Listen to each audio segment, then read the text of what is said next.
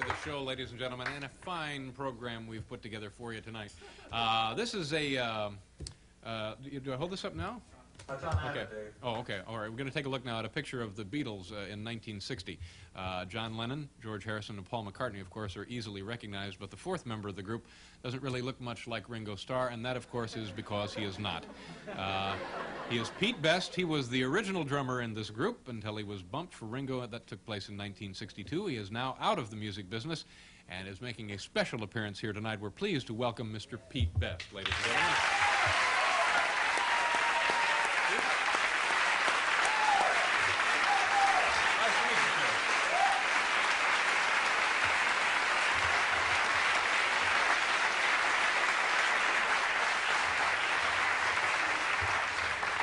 No balloons attached to this stage. No, there's no balloons. Okay. We had a guy here the other night who went up in a lawn chair with balloons attached to it. Welcome to the program. You're honestly one person I never thought I would get the opportunity to meet, but you're somebody that I've known about, well, since 1962, essentially. Mm-hmm.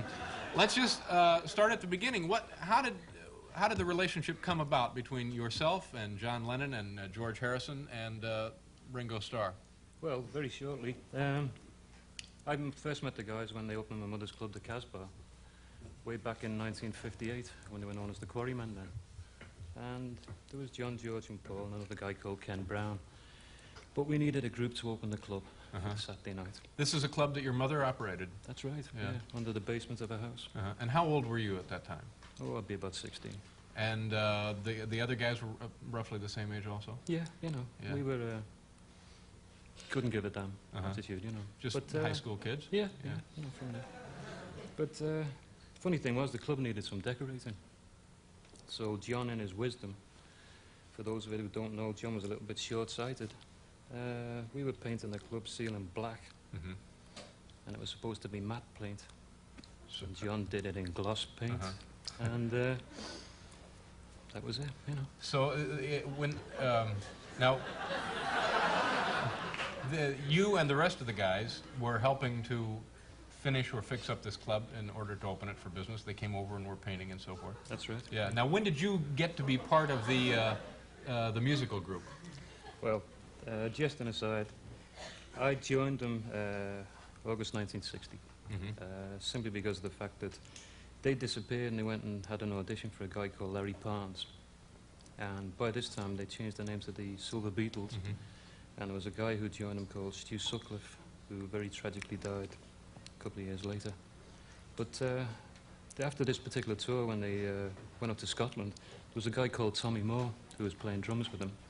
And he came back and he said, "Whoa," he said, "I've had enough." He said, "I'm quitting." So Paul knew that I'd been playing drums.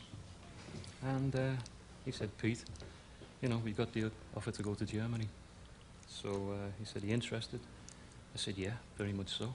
And he said, "Come down and audition," which is what I did do, and went down the next day, bashed off about 6 numbers, and 5 minutes later they said, "Yeah, Pete, you're in." Yeah. So what was the extent of your musical background at that point? I mean, you were good enough to pass the audition, obviously, but had you done much drumming before? Oh, for about 2 years on and off. I had a small combo of my own, you know, which was like a fun group, but nothing sort of professionally based, because I knew the guys had to go back to job, go back to school. Yeah.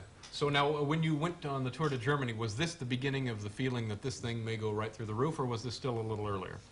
No, when we went over to Germany, and we were out there for about a month, and we suddenly realized, you know, hey, German audiences are going wild about us.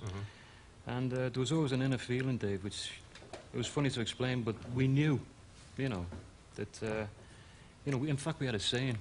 A lot of people don't know this, but we used to get on stage and we used to stand there, you know, and say, you know, "Where are we going, guys?" To the top. Now, that was the inner belief which we had amongst ourselves, right?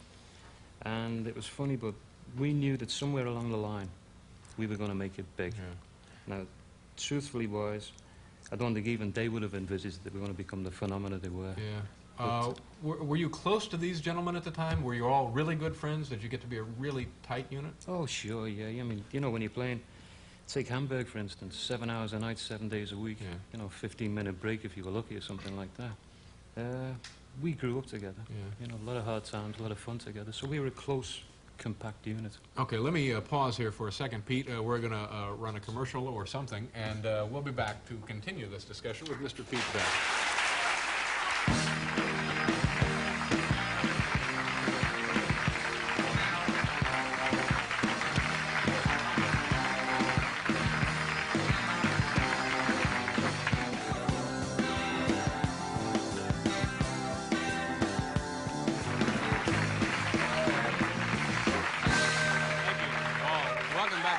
This gentleman is Pete Best, and we're talking about his, was the drummer for the Beatles prior to Ringo Starr. You went on the tour to Germany, and you were their drummer for 2 years at least. That's right, yeah. And you mentioned you guys were all pretty good friends. Now, how did did you have any hint that you were going to be leaving the group?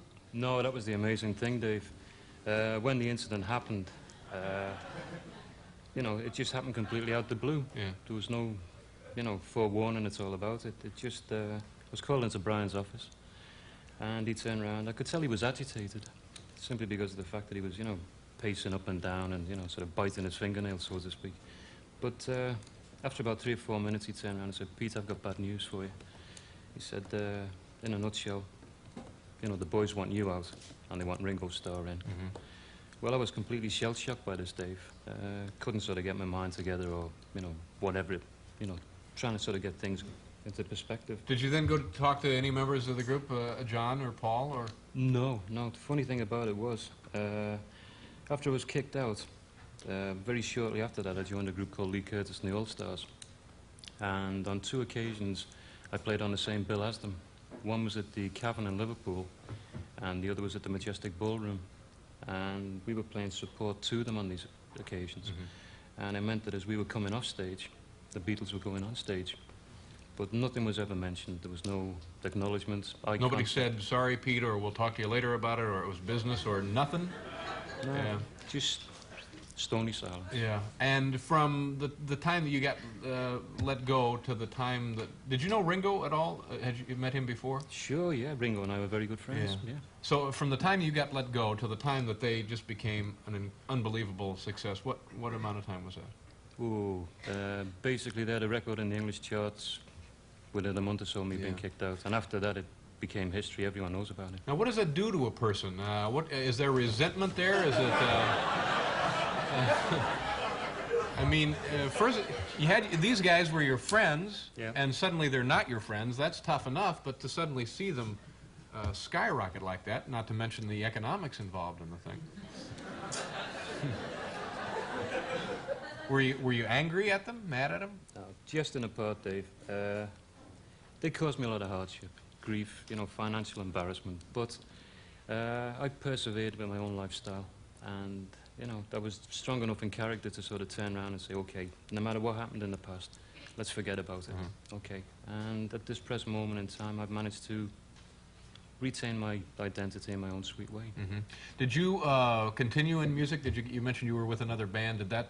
I mean, at that time, there was a good chance that a band coming out of Liverpool could be a big success. Many were. Oh, sure, yeah.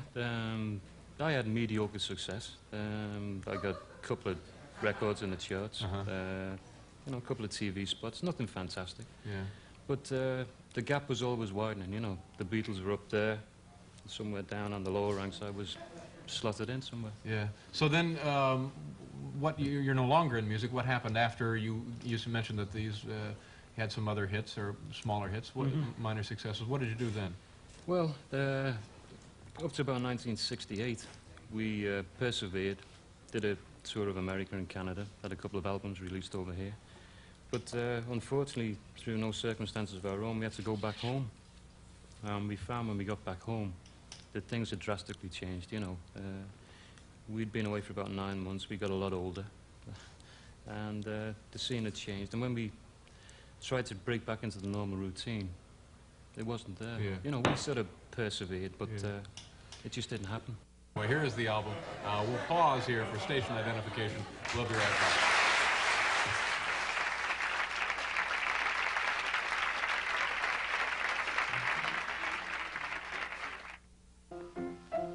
Let's all go to the lobby. Let's all go to the lobby. Let's all go to the lobby to get our ourselves a treat. Delicious things to eat. The popcorn can't be beat. The sparkling drinks are just dandy. The chocolate bars and the candy. So let's all go to the lobby to get ourselves a treat. Let's all go to the lobby to get ourselves a treat.